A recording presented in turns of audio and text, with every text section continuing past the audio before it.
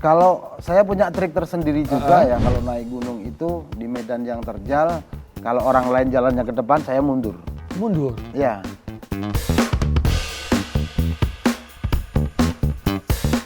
Orang tua ngedukung banget, tapi untuk seleksi mereka kaget pas saya lolos dan bisa ngewakilin Indonesia ke ajang internasional di Skotlandia sana. Kemudian saya tertarik lagi di dunia fotografi, karena di dunia fotografi yang target saya, mereka semua orang tidak melihat saya, tapi benar-benar melihat karya saya. Saya punya dua mimpi, salah satu mimpi saya ingin membagi dan semangat ini, pengalaman dan semangat ini ke teman-teman yang masih di rumah.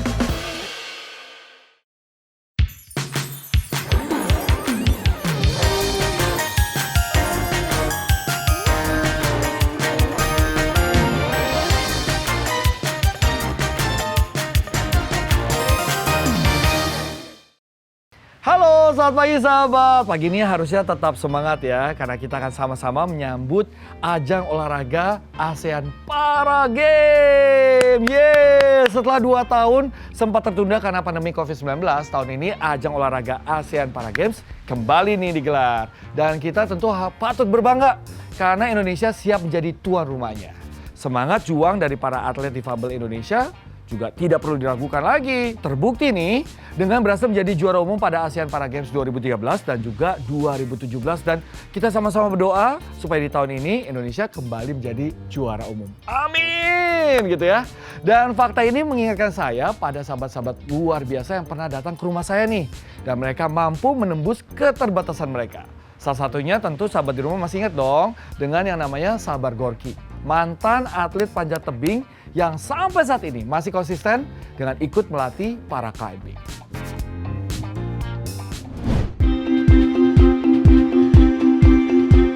Sabar lahir di Solo 9 September 1968 yang merupakan bungsu dari 9 bersaudara. Nama Sabar tidak hanya melekat pada namanya, namun juga pribadinya yang tidak pernah lelah menghadapi lika-liku kehidupan. Terkenal sebagai pribadi yang keras dan ulet, membuat teman sependakiannya memberikan nama tambahan Gorky sepulangnya dari ekspedisi di Rusia. Kata Gorky sendiri berasal dari bahasa Rusia yang berarti pahit. Sejak usia 6 tahun, Sabar sudah terbiasa bekerja keras membantu ayahnya menyelam sungai Bengawan Solo, mencari pasir dan mengangkutnya dengan gerobak kuda sederhana. Kecintanya pada alam dimulai sejak dirinya masih berusia belasan tahun. Saat itu dirinya mendaki Gunung Lawu bersama rombongan Mapala mahasiswa UNS di tahun 1986. Musibah naas menimpa dirinya sepulang mendaki Gunung Gede di Jawa Barat pada tahun 1990. Saat itu ia terjatuh dari kereta api di daerah Karawang dan harus merelakan salah satu kakinya untuk diamputasi.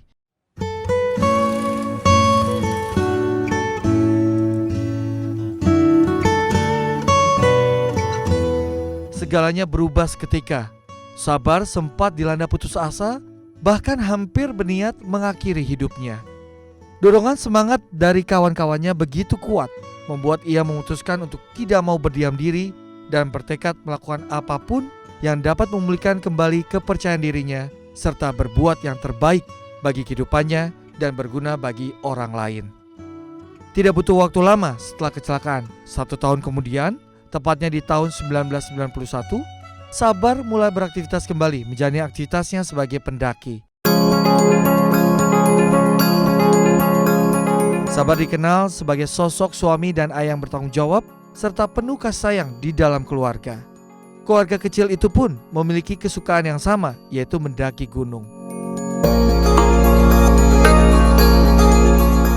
Sejak saya kenal, memang kegiatannya seperti itu, hobinya seperti itu. Dan saya pun punya hobi yang sama.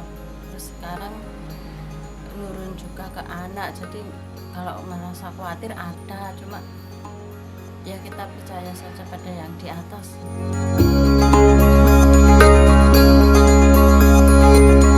Kini pendaki yang terinspirasi dari Reinhold Messner, pendaki kebangsaan Italia yang tercatat sebagai pendaki pertama di dunia yang berhasil mendaki Everest secara solo dan tanpa bantuan oksigen, telah menaklukkan 4 gunung tertinggi di dunia. Baginya, tidak ada yang tidak mungkin kecuali kita mau berusaha.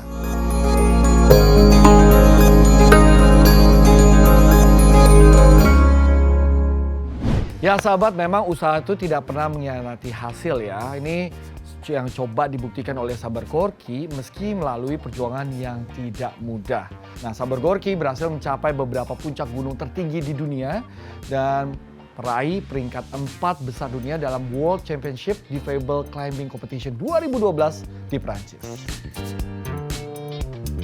Mas Sabar, tadi kita sempat bicara soal mendaki gunung ya. Kalau udah ada 4 gunung, kalau boleh milih 4 gunungnya, salah satu gunung yang paling tantangan terberatnya apa? Tantangan paling berat itu sementara ada di Indonesia, tapi itu benua Australia. Ada di Kartens, Papua. Itu paling paling berat.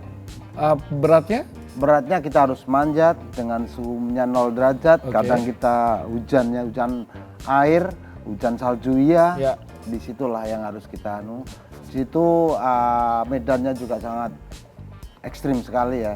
Dimana di atas mau menuju puncak ini harus kita treulian seperti itu.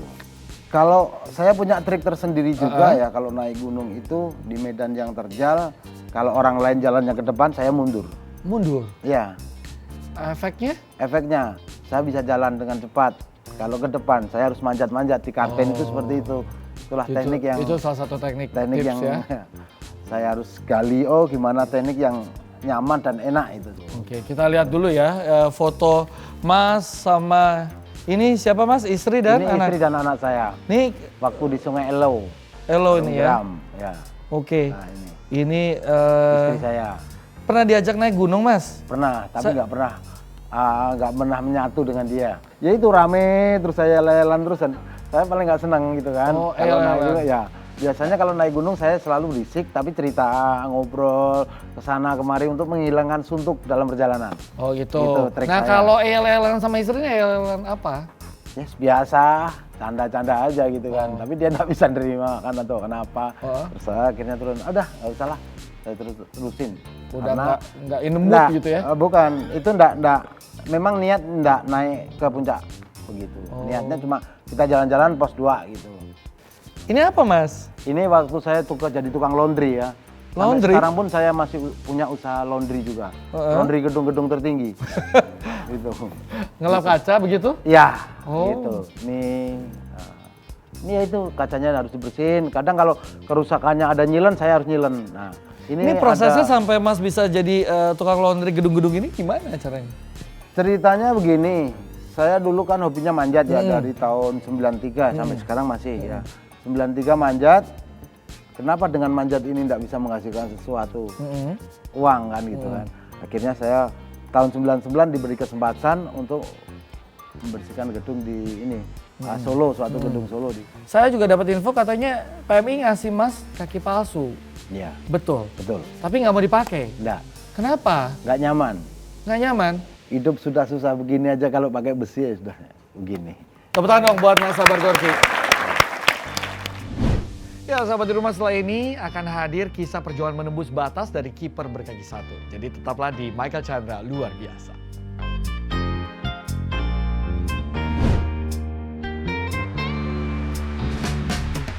Orang tua ngedukung banget, tapi untuk seleksi mereka kaget pas saya lolos dan bisa ngewakilin Indonesia ke ajang internasional di Skotlandia sana.